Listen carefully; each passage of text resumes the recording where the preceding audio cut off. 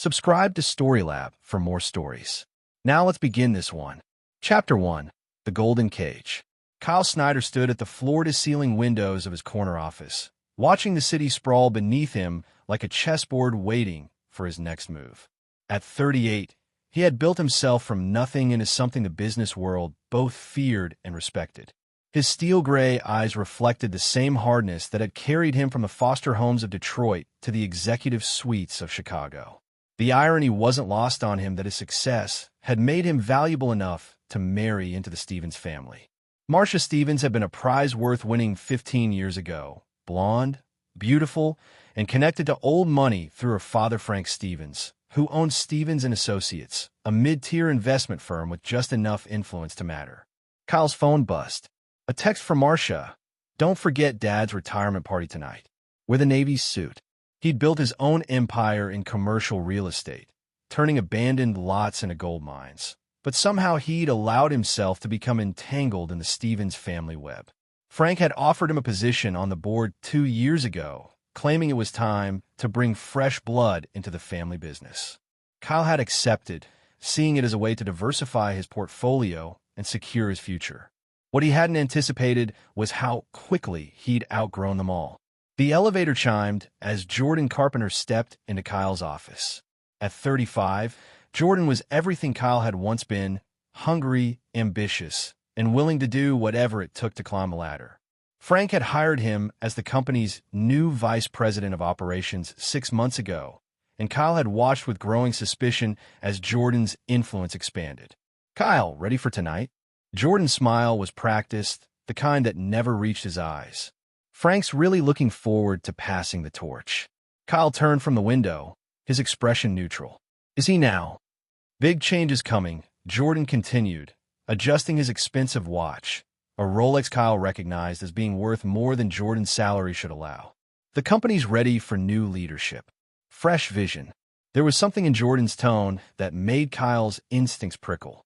In the foster system, you learned to read people fast or you didn't survive. Jordan was hiding something, and Kyle's gut told him it wasn't good. Speaking of fresh vision, Kyle said carefully, "I've been thinking about that Henderson project. The numbers don't add up." Jordan's smile faltered for just a moment. "Everything's fine.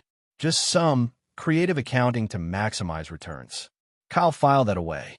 Creative accounting was corporate speak for something worth investigating. "I'd like to review the files." "Of course. After the party. Tonight's about celebrating Frank." Jordan moved toward the door. "See you there, partner." As Jordan left, Kyle picked up his phone and dialed a familiar number. Marcus Webb had been his private investigator for 5 years, a former Chicago PD detective who understood the value of information. "Marcus, I need a deep dive on Jordan Carpenter. Employment history, financials, personal life. Everything." "How deep?" "Ocean floor." Kyle hung up and returned to the window. 15 years of marriage had taught him to recognize the signs of betrayal. Marcia had been distant lately, working late, taking calls in other rooms. He'd attributed it to stress from her father's retirement, but now he wondered if there was more to it. His reflection stared back at him from the glass. A man who'd clawed his way up from nothing and had no intention of being torn down by anyone. In the foster homes, he'd learned 2 essential lessons. Trust no one completely, and when someone betrays you, make sure they never get the chance to do it again. Tonight's party would be interesting. Chapter 2. The Discovery. The Stevens mansion in Lincoln Park was a monument to old money and older secrets. Kyle arrived fashionably late, finding the party already in full swing. The guest list read like a who's who of Chicago's financial elite, all gathered to toast Frank Stevens' 40-year career. Marcia glided toward him in a red dress that cost more than most people's monthly salary. At 43, she maintained the kind of beauty that required considerable investment. Though Kyle noticed the smile she gave him held none of the warmth it once had. "There you are," she said, kissing his cheek with practiced affection. "Dad's been asking for you." Kyle surveyed the crowd, noting how many of the board members avoided his gaze. Strange behavior for a retirement party. "Where's Frank?" "Upstairs, finishing some last-minute business. You know how he is." Marcia's laugh sounded forced. "Why don't you get us some drinks?" The good champagne is in the cellar. Bottom shelf, behind the wine collection. Kyle studied his wife's face. In 15 years, she'd never asked him to fetch drinks. She had staff for that. Of course. The basement was dimly lit, lined with expensive wine racks that Frank used more for show than consumption. Kyle made his way to the champagne collection, noting the layers of dust on most bottles. His hand was reaching for the Dom Perignon when he spotted something that didn't belong, a box of office files sitting on a workbench. Curiosity overrode propriety. Kyle moved closer and saw his name on the top folder. Inside, he found a termination letter dated tomorrow, along with what appeared to be his final paycheck. A handwritten note in Frank's distinctive scrawl was paper-clipped to the front. The board voted. "You're fired. FS." Kyle's blood turned to ice as he read through the documents. Not only was he being terminated from the board, but there were allegations of financial impropriety, carefully constructed lies that would destroy his reputation and likely trigger investigations into his own businesses. A sound from above made him look up through the heating grate. The main floor was visible through the metal slats, and what he saw made his jaw clench. Frank Stevens was holding court in the center of the room, raising a glass of champagne while the board members gathered around him. Jordan Carpenter stood at Frank's right hand, grinning like the cat who'd caught the canary. "Gentlemen and ladies," Frank's voice carried clearly through the grate. "Tonight marks not just my retirement, but a new beginning for Stevens and Associates. With Kyle Snyder's departure, we can finally pursue the vision this company deserves." The crowd murmured appreciatively, and Kyle watched several board members he'd considered friends nod in agreement. Jordan stepped forward, placing a hand on Frank's shoulder. "To new leadership," Jordan said, his voice loud enough for Kyle to hear every word, "and a partnership's built on loyalty rather than convenience." The toast was accompanied by knowing looks and quiet laughter. Kyle remained frozen beneath them, understanding flooding through him like acid. This wasn't just about the company. The way Jordan and Marcia had avoided looking at each other all evening suddenly made sense. The expensive watch, Marcia's new distance, her sudden interest in working late. It all clicked into place with devastating clarity. Kyle pulled out his phone and took photos of every document in the box, his hand steady despite the fury building in his chest. Then he dialed a number. "Marcus? It's Kyle." That investigation just became priority one. And add another name to the list, my wife. He hung up and climbed the basement stairs, his mind already working through possibilities. Kyle Snyder had survived worse betrayals than this, but those had come from strangers. This was different. This was personal. By the time he reached the main floor, Kyle had made his decision. He would not go quietly into the night. He would not be discarded like yesterday's newspaper. These people had made a fundamental mistake. They'd underestimated exactly what kind of man they were dealing with. Kyle slipped out the back door without saying goodbye to anyone, including his wife. He had phone calls to make and plans to set in motion. By tomorrow morning, Frank Stevens and Jordan Carpenter would discover that destroying Kyle Snyder required more than a rigged board vote and a pretty smile. They were about to learn the difference between being smart and being clever, and Kyle Snyder was both. Chapter 3. The First Move. Kyle's penthouse apartment overlooked Lake Michigan, its minimalist design reflecting a man who valued function over sentiment. He'd moved here 3 months ago, telling Marcia he needed space to work on a major project. The truth was, he'd been preparing for a war he'd sensed coming long before tonight. At 3 a.m., Kyle sat in his home office, surrounded by multiple screens displaying financial data, legal documents, and surveillance photos Marcus had managed to compile in just a few hours. The private investigator worked fast when properly motivated, and Kyle paid him well enough to buy both speed and discretion. The evidence was damning. Jordan Carpenter and Marcia Snyder had been meeting regularly for 4 months, always at the Fairmont Hotel downtown. Credit card records showed Jordan had been buying expensive gifts, jewelry, lingerie, weekend trips to cabins in Wisconsin, all funded by a salary that couldn't possibly support such luxuries. But Kyle's trained eye caught something more interesting. Jordan's financial records showed regular deposits from an offshore account, money that didn't come from Stevens and Associates. Someone was bankrolling Jordan's lifestyle, and Kyle suspected he knew who. His phone rang. Marcus Webb's gravelly voice came through clearly despite the early hour. "You're not gonna like what I found," Marcus said without preamble. Jordan Carpenter's been working this angle for months. He's got dirt on half the board members. Affairs, gambling debts, tax issues. Classic blackmail operation. Kyle leaned back in his chair. And Frank's clean, financially speaking. But he's desperate. The company's hemorrhaging money. Bad investments, market downturn, some clients jumping ship. Word is they needed fresh capital, or would they be filing for bankruptcy within 6 months? The pieces fell into place. Frank hadn't brought Kyle onto the board for his expertise. He'd brought him in as a potential buyer. The termination wasn't about ideology. It was about eliminating Kyle before he could discover how bad things really were. "There's more," Marcus continued. "Jordan's got connections to some serious players. Chicago outfit, specifically the Torino family. Looks like he's been laundering money through shell companies." Kyle smiled for the first time since the party. The Torino family was old-school organized crime, the kind of people who didn't appreciate having their business affairs exposed. If Jordan was working with them, he was playing a dangerous game. "Marcus, I need you to arrange a meeting. Vincent Torino himself, if possible." "Kyle, that's not a request. Set it up." Kyle hung up and opened his laptop. Kyle Snyder had built his empire by understanding leverage. Everyone had pressure points, and successful people simply learned to apply pressure more effectively than their opponents. Jordan and Marcia thought they were playing chess, but they'd only learned checkers. Kyle spent the next 4 hours creating what he privately called the nuclear option. Using his connections in commercial real estate, he began assembling a portfolio of properties that would effectively control the heart of Chicago's financial district. It would cost him nearly everything he'd built, but it would also give him the power to destroy anyone who crossed him. By sunrise, Kyle had made 17 phone calls, transferred $43 million, and set in motion a plan that would take approximately 6 weeks to complete. Jordan Carpenter wanted to play with the big boys.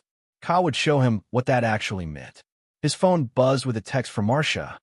"Where are you?" "Dad's looking for you." Kyle typed back, "Emergency business meeting. Tell Frank I'll call him later." He wouldn't, of course. Frank Stevens would never hear from Kyle Snyder again. None of them would, at least not directly. From now on, Kyle would communicate through lawyers, intermediaries, and carefully orchestrated consequences.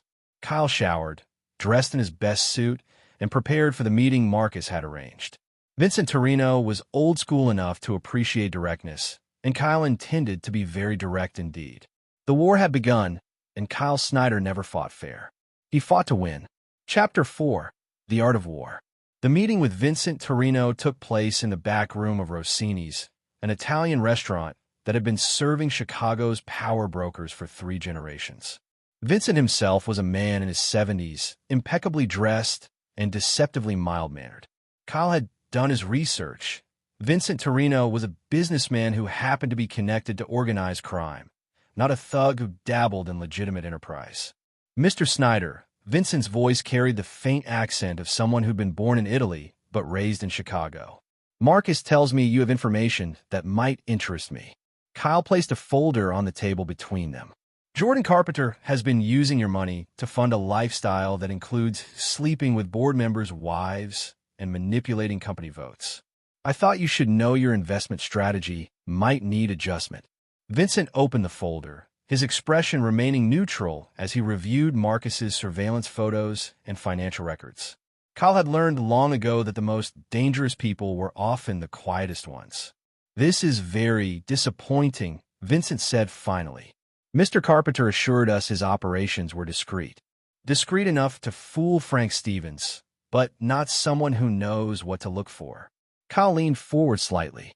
"I'm not here to cause problems for your organization, Mr. Torino.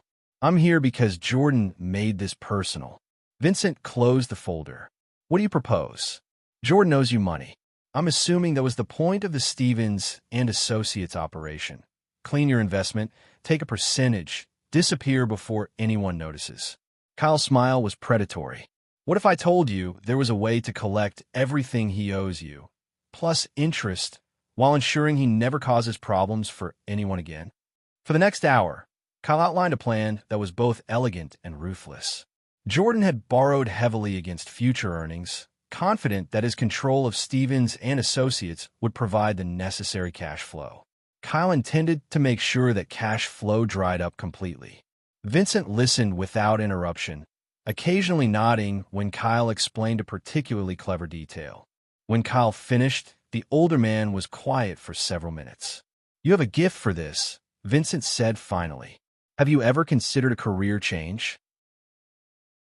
Kyle laughed. "I prefer being legitimate. It's more challenging." "Indeed." Vincent extended his hand. "You have our cooperation, Mr. Snyder. Jordan Carpenter will learn that betraying the wrong people has consequences." Kyle left the restaurant feeling lighter than he had in months. Phase 1 was complete. Now it was time to begin Phase 2. Stevens and Associates occupied 4 floors of a building in the Loop, their offices decorated with the kind of understated elegance that suggested old money and older secrets. Kyle walked through the lobby like he owned the place, which, according to the contracts he'd signed that morning, he soon would. Frank Stevens was waiting in the conference room, flanked by 3 board members and looking distinctly uncomfortable. Jordan Carpenter sat at Frank's right hand, his expression confident but wary. "Kyle," Frank stood as he entered, "I think we need to discuss your future with the company." Kyle took a seat at the opposite end of the table, setting his briefcase down with deliberate precision. "I agree. My future with Stevens and Associates is about to become much more interesting than any of you anticipated."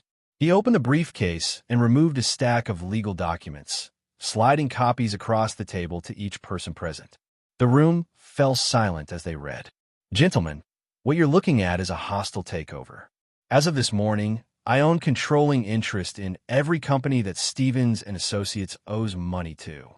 That includes your building lease, your equipment financing, your liability insurance, and your line of credit."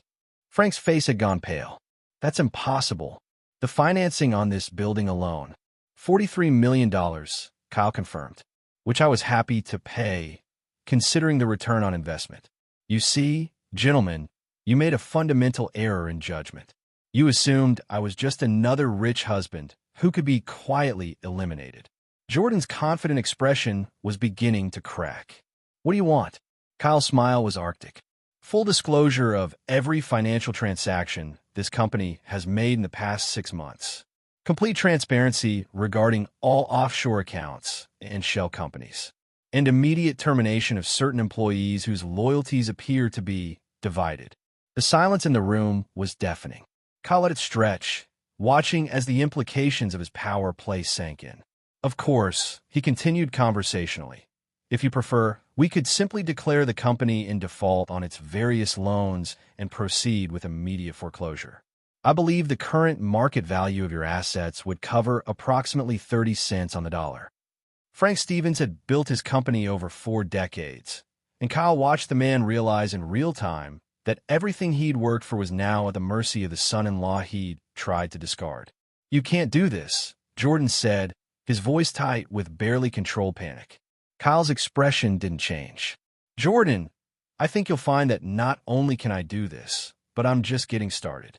You wanted to play in the big leagues. Welcome to the major leagues."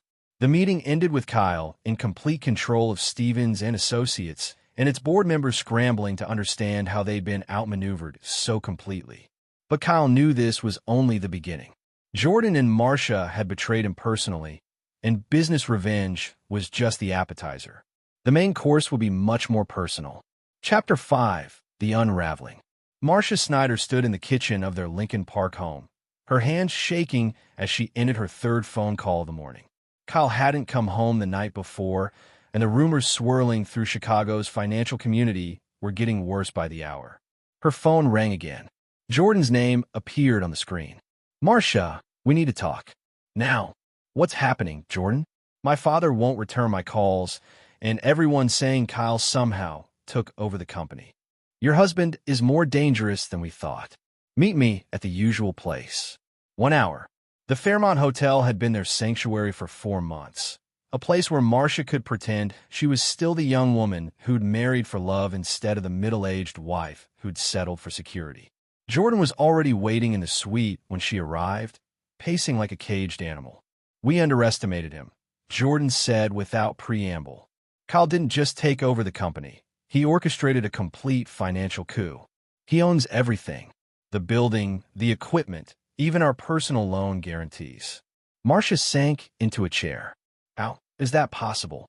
"Because your husband is apparently some kind of financial genius with more money than God and fewer scruples than the devil." Jordan's face was flushed with panic. "Marcia, there's something else. Something you need to know about my other business arrangements." For the next 20 minutes, Jordan explained his connection to the Torino family, the money laundering scheme, and the very real danger they were both now facing. Marcia listened with growing horror as she realized the man she'd been sleeping with had dragged her into something far worse than adultery. "We have to run," Jordan said finally. "Get out of Chicago, maybe out of the country. I've got offshore accounts." "You had offshore accounts," a familiar voice interrupted. Kyle Snyder stood in the doorway of the hotel suite, impeccably dressed and wearing the expression of a man who held all the cards. Behind him stood two men Marcia recognized as Vincent Torino's associates. "Hello, darling," Kyle said to his wife, his tone conversational. "I think it's time we had a family meeting." Jordan started toward the window, but one of Vincent's men moved to block his path. Kyle walked into the room like he owned it, which Marcia realized with growing dread. He probably did. "Jordan, I had an interesting conversation with Vincent Torino yesterday. It seems you've been somewhat creative with his investment funds. Apparently, paying for hotel suites and jewelry for other men's wives wasn't part of the approved expense budget." Kyle moved to the bar and poured himself a drink, completely at ease despite the tension in the room. Vincent was very disappointed. You know how these old-school businessmen feel about family values. "Kyle, please," Marcia found her voice. "We can work this out. Whatever you want." "What I want," Kyle interrupted, his voice turning cold, "is for both of you to understand exactly what you've done. Marcia, you threw away 15 years of marriage for a cheap thrill with a criminal. Jordan, you tried to destroy a man who never did anything but trust the wrong people." Kyle set down his drink and looked directly at his wife. "I know about the Henderson Project accounts. I know about the offshore money. I know about Vincent's loans and Jordan's gambling debts in Vegas. Most importantly, I know that you've been helping Jordan steal from your own father's company to fund your affair." The color drained from Marcia's face. She thought she was helping Jordan with investment opportunities. She hadn't realized she was participating in embezzlement. "The beautiful thing about justice," Kyle continued, "is that it's so much more satisfying when it's personal. Jordan, you owe Vincent Torino approximately $2 million. Money you spent on hotels, jewelry, and trying to buy your way into Chicago society. Vincent has agreed to forgive that debt under one condition." Kyle's smile was razor-sharp. "You're going to disappear. Permanently. Tonight. And if you ever surface anywhere that Vincent or I might notice, the conversation will be much less pleasant." Jordan's face had gone ashen. "You can't do this. I can do whatever I want. I own your debt, your company, and your future." Kyle's voice dropped to barely above a whisper. "You made this personal when you decided to seduce my wife. Everything that happens from this point forward is simply a consequence of that choice." Vincent's men escorted Jordan from the room, leaving Kyle alone with his wife. Marcia stared at the man she'd been married to for 15 years, realizing she'd never really known him at all.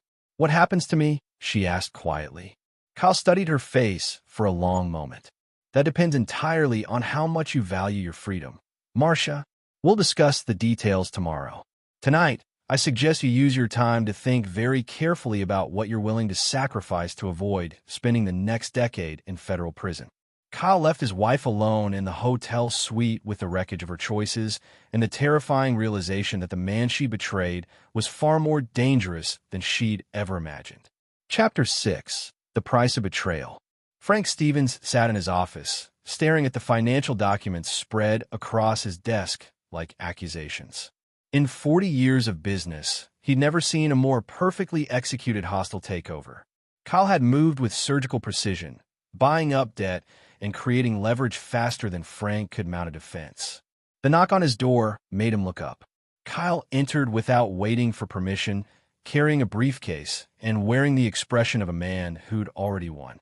"Frank, I think it's time we discuss the future of Stevens and Associates." Frank gestured to the chair across from his desk. "You've destroyed everything I built, Kyle. What more do you want? I want you to understand why." Kyle opened his briefcase and removed a familiar box of files. "I found these in your basement last night, along with some very interesting intelligence about your financial situation." Kyle spread the documents across Frank's desk, the termination letter, the false allegations, the board vote records. Frank's face flushed as he realized how completely he'd been outmaneuvered. "You were willing to destroy my reputation to cover your own incompetence," Kyle continued. "Worse, you allowed your daughter to participate in embezzling from your own company to fund her affair with a criminal. I didn't know about Marcia and Jordan, but you knew about the money." Kyle's voice was ice. "The Henderson Project, the offshore accounts, the creative bookkeeping.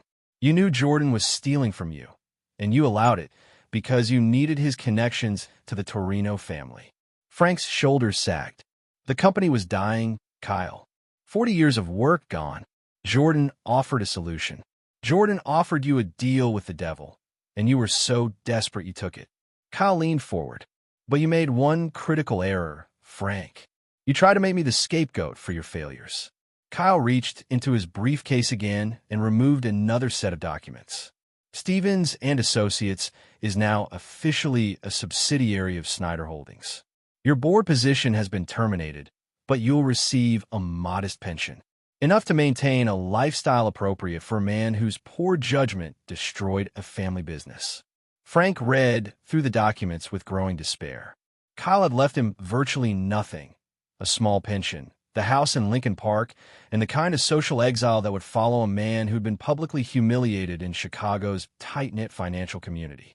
Your daughter made her own choices. Her consequences are separate from yours." Kyle stood, closing his briefcase with finality. "Frank, you taught me something valuable about family loyalty. You showed me exactly what it's worth." Kyle moved toward the door, then paused. "One more thing. Jordan Carpenter left Chicago last night. I suspect he won't be returning. Ever. You might want to adjust your investment strategy accordingly." After Kyle left, Frank Stevens sat alone in the office that was no longer his, surrounded by the ruins of everything he'd built. Outside his window, Chicago's skyline stretched toward the horizon, indifferent to the small human dramas playing out in its shadows. At the Fairmont Hotel, Marcia Snyder packed her belongings with mechanical precision. Kyle had been clear about her options: accept responsibility for her role in the embezzlement and cooperate with his version of justice, or face federal charges that would send her to prison for a decade. The choice wasn't really a choice at all. Her phone rang. Kyle's name appeared on the screen. "Have you made your decision?" "What exactly are you asking me to do?" "3 things. First, you'll sign a confession detailing your participation in Jordan's financial schemes. Second, you'll transfer your share of our joint assets to a compensation fund for Stevens and Associates' legitimate creditors. Third, you'll disappear from Chicago permanently." Marcia closed her eyes. "And if I refuse?" "Then you'll discover how quickly a woman with your background can be prosecuted for conspiracy, money laundering, and accessory to embezzlement. The evidence I've compiled is quite comprehensive. Kyle, please, we can fix this." "Marcia, you made your choice 4 months ago when you decided Jordan Carpenter was worth more than 15 years of marriage. I'm simply ensuring that choice has appropriate consequences." The line went dead. Marcia stared at her phone, understanding that the man she betrayed was offering her the only mercy she was going to receive. She began packing faster. Chapter 7: Judgment Day. The conference room at Snyder Holdings had been transformed into something resembling a courtroom, though Kyle Snyder held the roles of judge, jury, and executioner. Vincent Torino sat to Kyle's right, his presence a reminder that some debts couldn't be paid with money alone. Marcus Webb occupied a chair near the door, his surveillance equipment providing a record of everything that transpired. Marcia entered first, flanked by her attorney, a man Kyle recognized as competent but outmatched. She looked smaller somehow, as if the weight of her choices had physically diminished her. Behind her came Frank Stevens, walking like a man attending his own funeral. Jordan Carpenter was notably absent, his disappearance from Chicago being both permanent and non-negotiable. Kyle stood as they assembled around the conference table. Ladies and gentlemen, we're here to finalize the consequences of several very poor decisions made over the past 4 months. Mr. Torino is here representing certain financial interests. Mr. Webb will be documenting our proceedings for legal purposes. Kyle's voice carried the authority of a man who held absolute power over everyone in the room. Marcia, let's begin with you. Marcia's lawyer cleared his throat. Mr. Snyder, my client is prepared to cooperate fully with your requests in exchange for immunity from prosecution. Kyle smiled without warmth. Your client is hardly in a position to negotiate terms. She participated in embezzling approximately $400,000 from Stevens and Associates over a 4-month period. Money that was used to fund hotel suites, jewelry, and various other romantic expenses with Jordan Carpenter. Kyle slid a folder across the table. Bank records, credit card statements, hotel receipts, and surveillance photographs. Everything needed for a successful prosecution. Marcia's attorney reviewed the documents, his expression growing grimmer with each page. What are you proposing? Complete financial restitution. Transfer of all joint marital assets to a victim compensation fund. A signed confession detailing her participation in the scheme. And permanent relocation outside of Illinois. Kyle, Marcia spoke for the first time, her voice barely above a whisper. We were married for 15 years. And you threw that away for a criminal who used you to steal from your own father. Kyle's tone remained conversational, but his eyes were arctic. Marcia, you made your choice. I'm simply ensuring that choice has lasting consequences. Kyle turned to Frank Stevens. Frank, your situation is somewhat different. You were a victim of Jordan's manipulation, but you were also complicit in allowing the embezzlement to continue once you discovered it. Frank's lawyer, an older man Kyle recognized from previous business dealings, leaned forward. Mr. Stevens was unaware of the full scope. Mr. Stevens was desperate and allowed that desperation to cloud his judgment. Kyle interrupted. However, he's also been punished enough. Stevens and Associates is now a subsidiary of my company, which means Frank's life's work will continue under proper management. Kyle slid another folder across the table. A pension agreement. Modest but sufficient. The house in Lincoln Park remains yours, Frank. Consider it a gift from a son-in-law who understands the difference between poor judgment and malicious intent. Frank opened the folder with trembling hands. The pension was indeed modest, but it was more generous than he'd expected. Why? Because you raised a daughter I once loved enough to marry. That counts for something, even if she chose to throw it away. Vincent Torino spoke for the first time. Mr. Snyder, what of our missing friend, Mr. Carpenter? Kyle's expression hardened. Jordan Carpenter discovered that stealing from the wrong people has permanent consequences.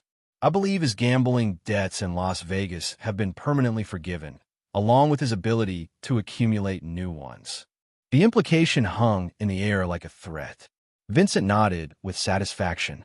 Marcia, Kyle continued, you have 24 hours to sign the confession and initiate the asset transfers.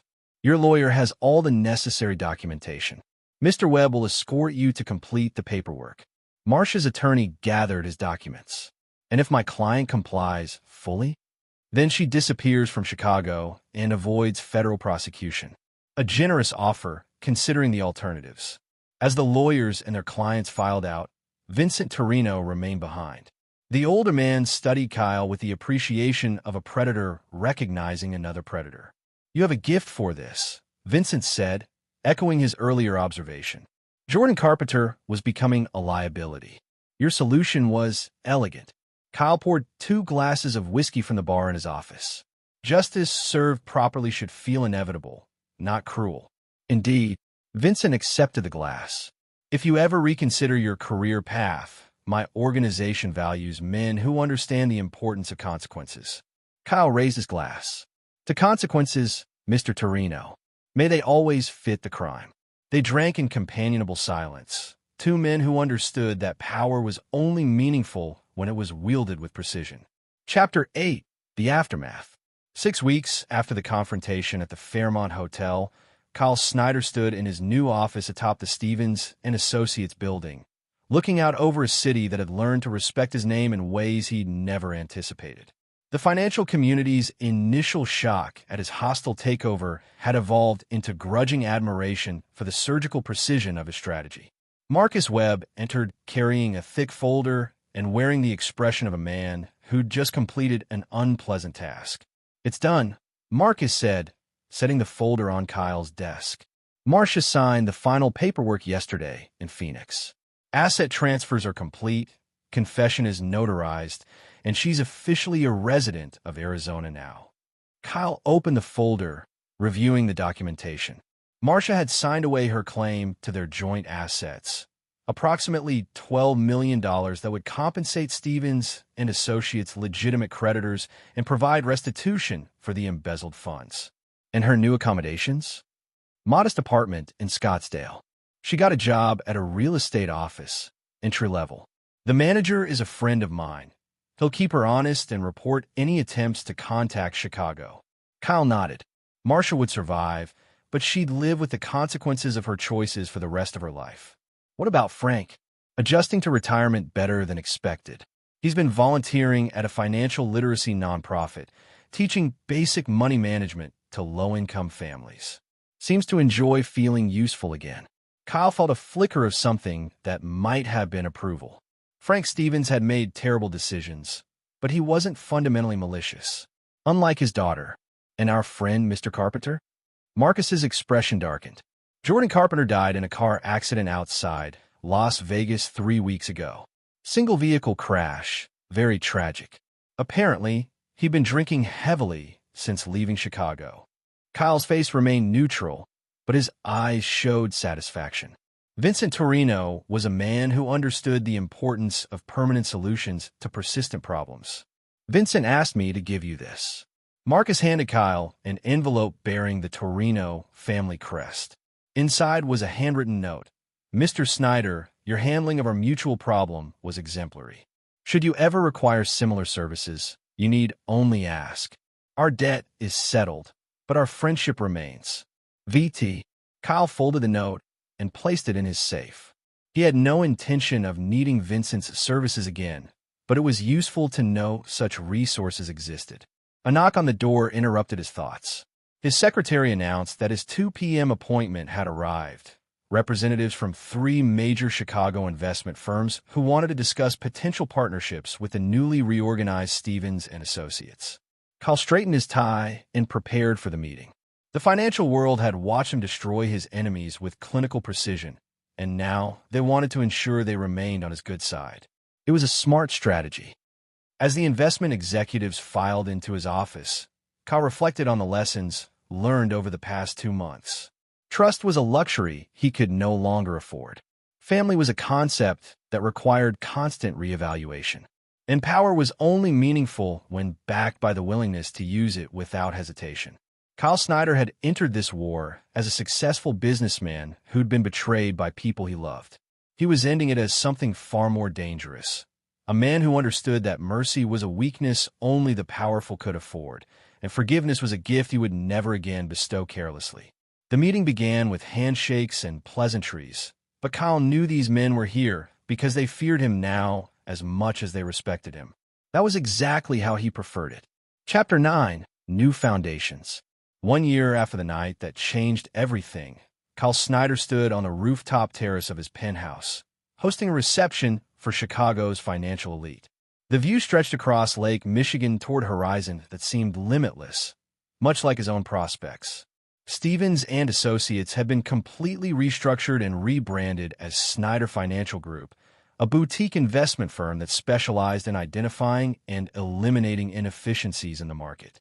Kyle's reputation for ruthless precision had attracted a client base that valued results over sentiment. The party was a celebration of the firm's first anniversary under his leadership, but Kyle knew it was really a demonstration of power. Every major player in Chicago's financial community was present, drawn by a combination of curiosity, respect, and fear. Vincent Torino approached, carrying 2 glasses of champagne and wearing the satisfied expression of a man whose investments had paid off handsomely. "Mr. Snyder, congratulations on your success. The transformation has been remarkable." Kyle accepted the champagne. "Thank you, Vincent. Your early support was invaluable, as was your handling of our mutual challenges." Vincent's tone was carefully neutral, but his meaning was clear. The Jordan Carpenter problem had been resolved with the kind of finality that left no loose ends. They were interrupted by the arrival of Harrison Blake, a federal prosecutor Kyle hadn't known for years. Harrison's presence at the party was significant. It represented the legal community's acceptance of Kyle's version of events. "Kyle, impressive evening. I hear business is booming. Justice has a way of being profitable. Harrison, when you eliminate the dishonest players, everyone benefits." Harrison nodded knowingly. The investigation into the Stevens and Associates embezzlement had concluded 6 months ago, with all charges against Marcia Snyder suspended in exchange for her cooperation and restitution. Jordan Carpenter's death had simplified matters considerably. "Any word from the desert?" Harrison asked casually. Kyle's expression remained neutral. "I believe Mrs. Snyder is adjusting well to her new circumstances. Arizona suits people who prefer to start over." The conversation was interrupted by Kyle's assistant, who informed him that his 9 p.m. appointment had arrived. Kyle excused himself and walked to his private office, where Frank Stevens was waiting. Frank looked older, but healthier than he had in years. Retirement had removed the stress lines from his face, and his volunteer work had given him a sense of purpose he'd lost in his final years at the company.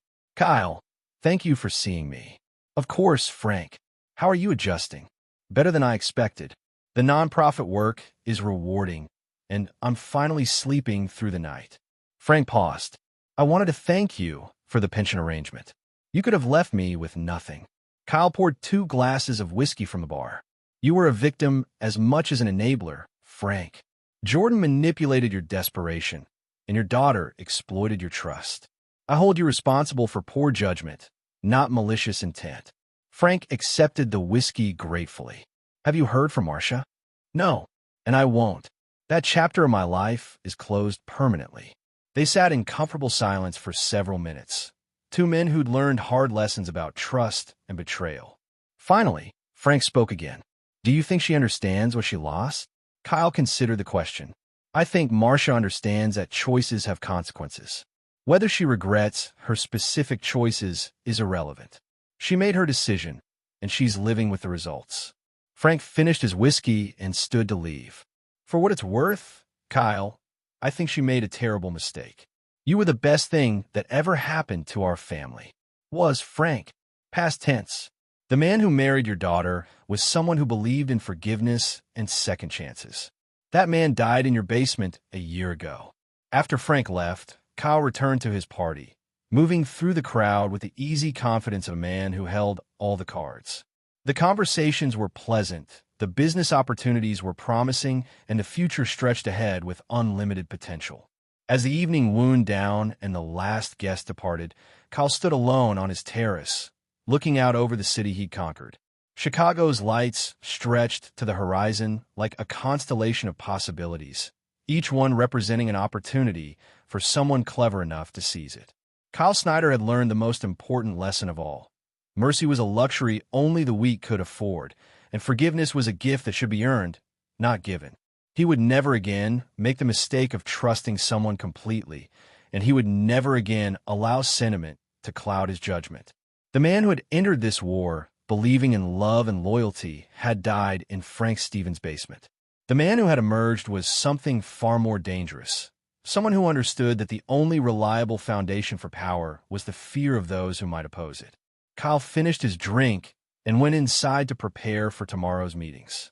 There were deals to be made, competitors to outmaneuver, and a reputation to maintain.